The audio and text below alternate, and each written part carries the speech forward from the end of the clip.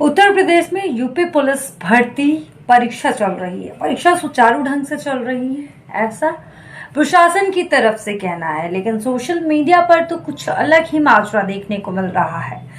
दरअसल उत्तर प्रदेश में कांस्टेबल पद के लिए 60,244 पद पर वैकेंसी निकली थी, जिसके लिए 48 लाख से ज्यादा आवेदन किए गए।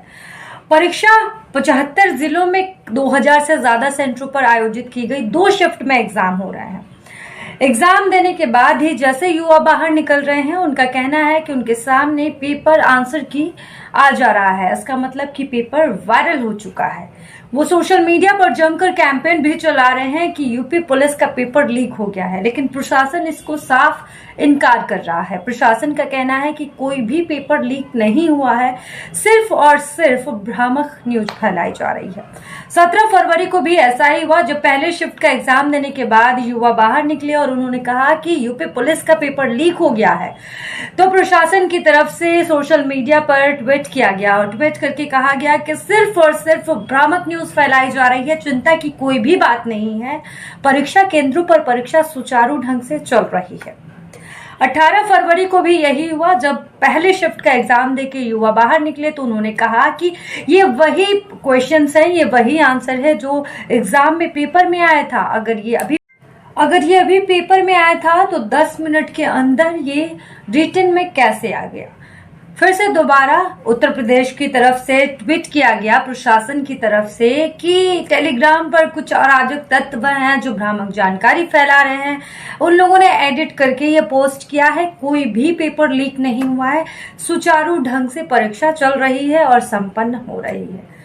हालांकि इसी बीच कई सारे सॉल्वर गैंग पकड़े भी जा रहे हैं। जब से एग्जाम की डेट आई है और जब से इस फॉर्म की डेट आई है, तब से कई सारे ऐसे अराजक तत्व और सॉल्वर गैंग को यूपी पुलिस ने खुद ही गिरफ्तार किया है।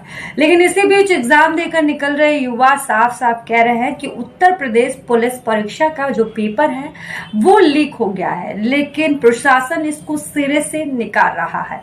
इससे पहले भी जब आरओ यानी कि समीक्षा अधिकारी या सहायक समीक्षा अधिकारी का उत्तर प्रदेश में पेपर हुआ, उसके बाद भी युवा कहने लगे कि पेपर लीक हुआ है। सोशल मीडिया पर जमकर कैंपेन भी चलाया गया और अभी भी चल रहा है कि आरओ पेपर लीक।